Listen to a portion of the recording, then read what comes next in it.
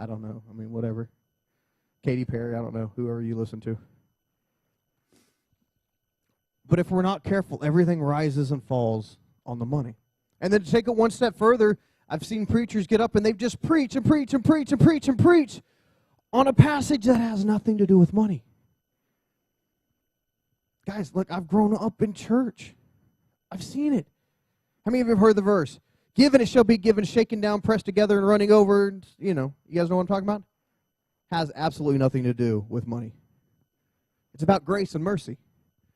That passage is saying, if you give grace, if you give mercy to other people, it's in turn going to be given to you, shaken down, pressed together, and running over.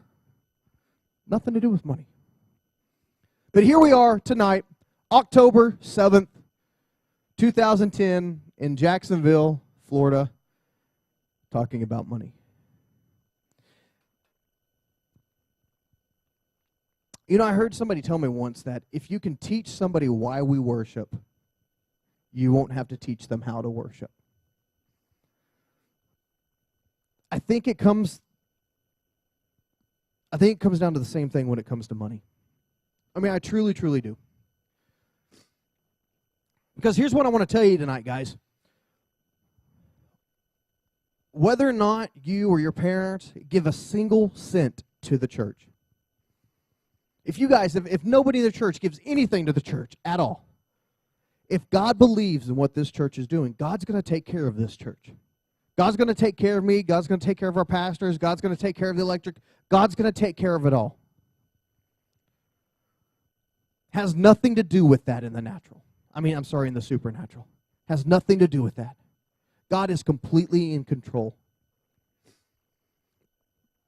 Even though this is a hard message, and this is, trust me, this is an especially hard message to preach to teenagers because most of you guys don't have jobs.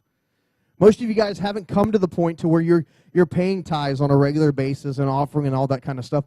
But at the same time, even though it's a hard subject, I'm kind of a little bit excited about it because you guys need to hear this. You guys need to understand it because if you can understand it now, God's going to do some amazing things when you get a hold of it now and apply it to your life.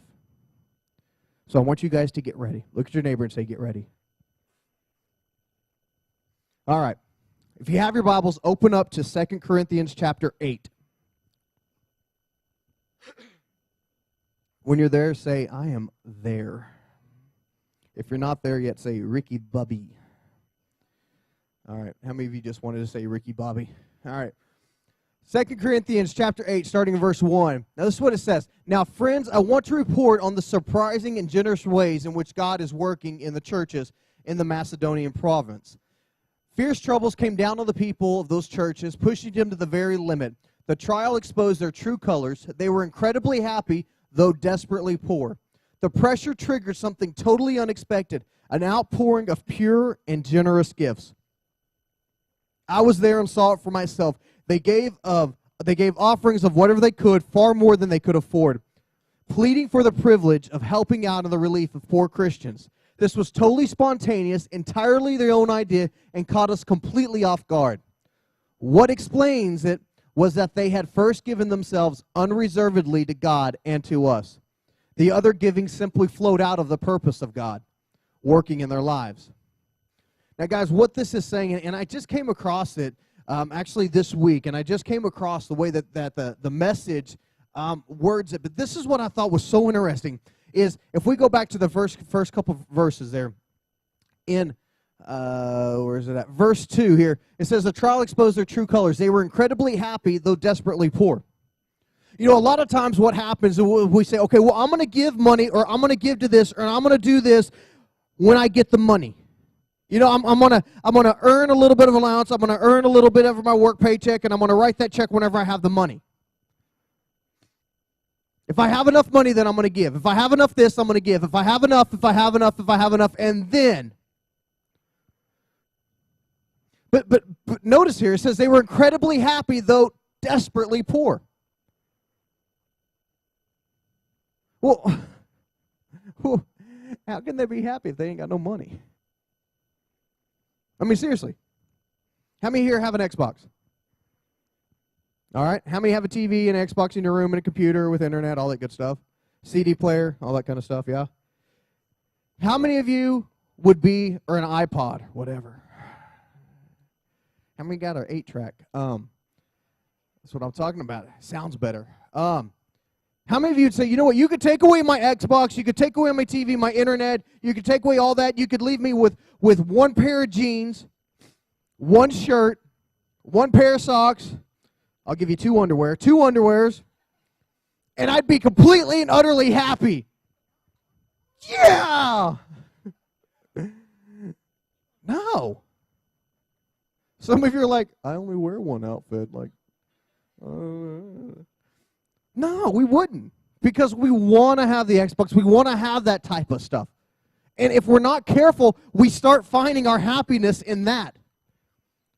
Oh, man, Mom, you've got to give me some money because there is a new Halo game out, and I've got to have it. If you give me money so I get Halo, I'll never ask for anything again.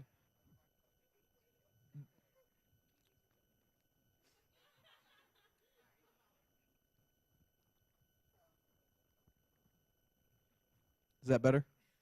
Okay, let's focus on the message now. All right. If you just give me the game, I'll never ask for anything again. And ladies, some of you do that to your boyfriends.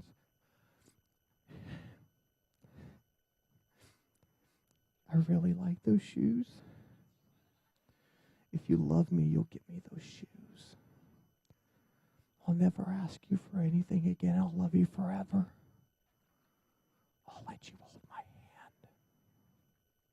And then you text message your friends. He bought me the shoes. OMG. Aw. But we get so caught up on this kind of stuff, and that's where we get happy. But these people didn't have anything. Nothing. And they were still trying to give everything away. And they were happy about it. They were happy about it. And in verse 5, it says, this was totally spontaneous, entirely their own idea, and caught us completely off guard. What explains it was that they had first given themselves completely and wholeheartedly to God. See, I think so many times we come to church and we get in the routine that, okay, well, I have to serve because that's what's expected of me. And I have to give because that's what's expected of me. And I have to act this way because that's what's expected. And I have to talk this way because that's what's expected. And even though I smoke out here, I can't bring my cigarettes inside because that's what's expected of me. And even though I'm smoking, I still have to take like 12 packs of gum and mouthwash in order to cover it up. Because what will people think? What will people say? What will people do? And we start living our lives according to all these outward expectations. But they're the same expectations that cause us to want to get the Xbox, to want to get the shoes, to want to be this, to have this shirt, to have these clothes, to drive this type of car, blah, blah, blah, blah, blah, blah. But these Macedonians, they had nothing. They were happy about it. They were happy about it. You know, Jesus, there's a story where Jesus was telling the story and talking to this guy about, he was very rich. And he was like, how do I get to heaven? Jesus was like, sell everything you have and come follow me.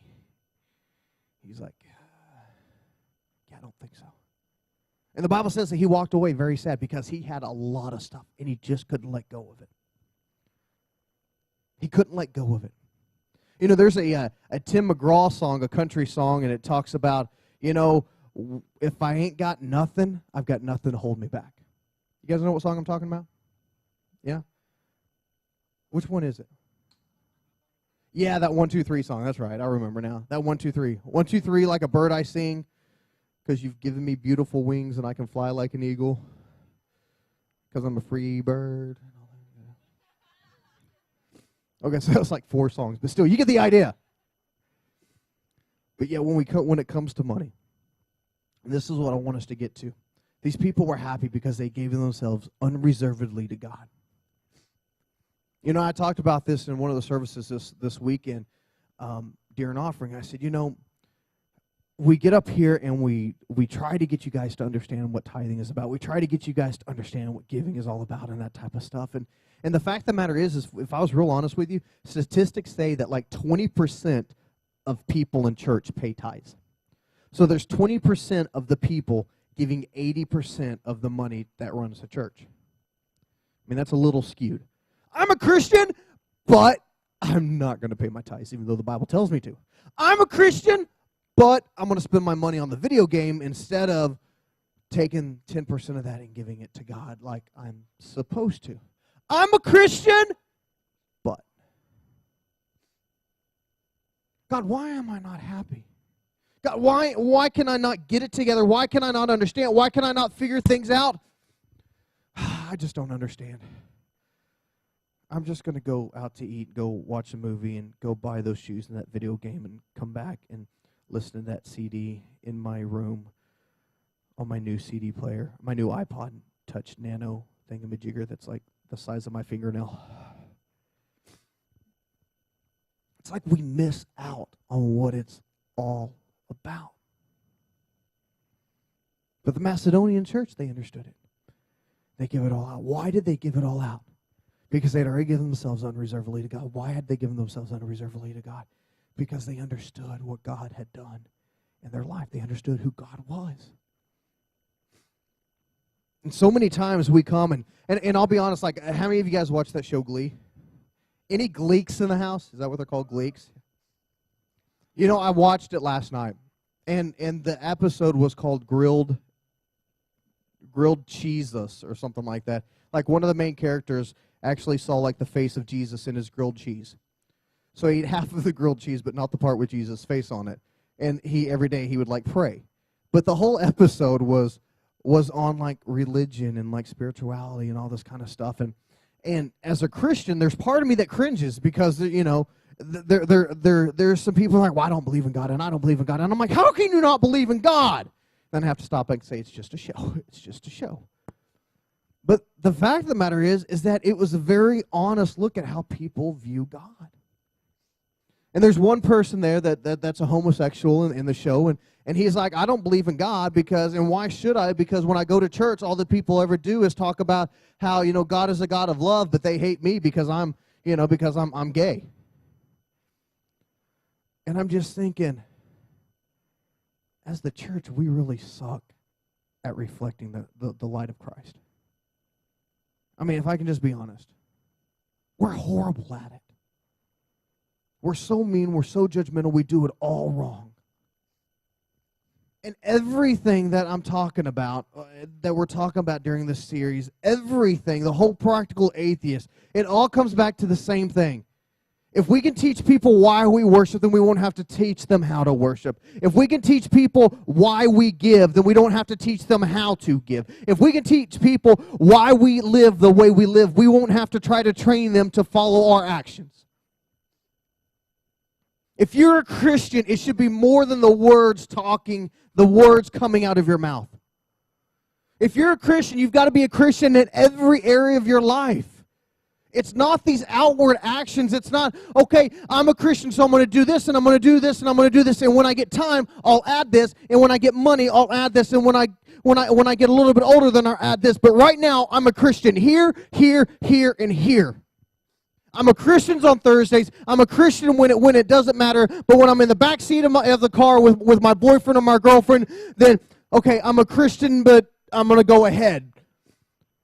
Or I really want these shoes because they're cute and they're on sale, so I'm a Christian except when it comes to my finances. I've had a really horrible week. My parents aren't getting along, so I'm a Christian in every area of my life except when it comes to how I treat my parents. I'm a Christian here, I'm a Christian here, I'm a Christian here, but not here and here this week.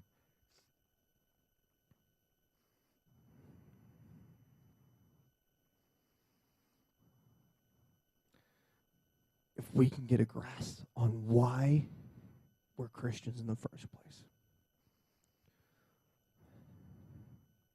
We sang that song, How He Loves Us. You know, in the song, and I've told you guys this before, the song was written. The guy that wrote the song wrote it the day after one of his very best friends died. And he said, I am so mad at God. I'm so mad at God. And in the middle of his anger, in the middle of his just humanity, this song came.